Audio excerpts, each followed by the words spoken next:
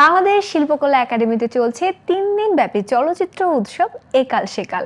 দেশের বিভিন্ন সময়ের সমকালীন ও কালজয়ী 6টি চলচ্চিত্র নিয়ে আয়োজিত এই উৎসব সবার জন্য উন্মুক্ত।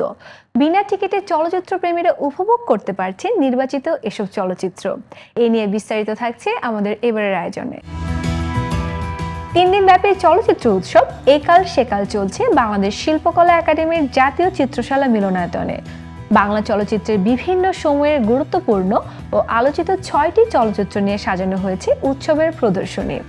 উৎসবের প্রথম দিন 9 আগস্ট সন্ধ্যা 6টায় প্রদর্শিত হয় মেজবাহুর রহমান সুমন পরিচালিত রোহিত। এরপর রাত 8টায় দর্শকদের জন্য দেখানো হয় জহির রায়হানের কালজয়ী চলচ্চিত্র জীবন থেকে নেয়া। আজ দ্বিতীয় দিন 10 আগস্ট বিকেল 5:30টায় প্রদর্শিত হয় খান আতাউর রহমান পরিচালিত আবার তোরা মানুষ হ।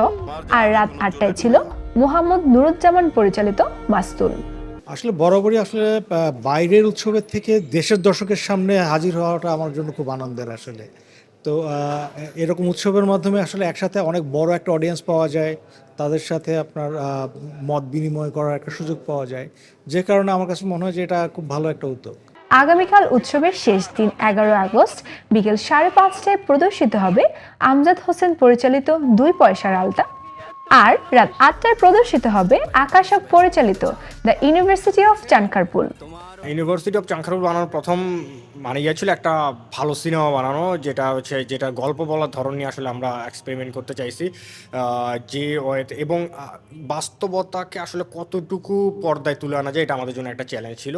কিন্তু এটা আপনি যখন দেখবেন খুব সিরিয়াস যে আলাপগুলো আমরা দিই, এগুলো আমাদের কাছে আসলে এই জেনারেশন স্পেশালি তাদের কাছে একটু বোরিং মনে হইতে পারে, যে মানে যত বেশি গুরুত্বপূর্ণ তত বেশি ওটাকে তারা অ্যাভয়েড করার চেষ্টা করে। সো আমরা এটাকে ডিজাইন করছি এমনভাবে স্যাটারিস্টিক ওয়েতে, যাতে এইটার সিরিয়াস বক্তব্যটাও মধ্যেও কোনো ধরেন কমেডি এবং এন্টারটেইনমেন্টের মাধ্যমে যাতে মানুষজন এটাকে সাথে এঙ্গেজমেন্টটা শুরু থেকে শেষ পর্যন্ত রাখতে পারে আর কি।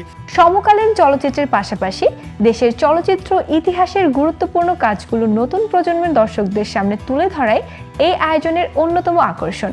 চলচ্চিত্র হলো এমন একটা মাধ্যম যেখানে অনেক ব্যয়বহুল একটা জায়গা।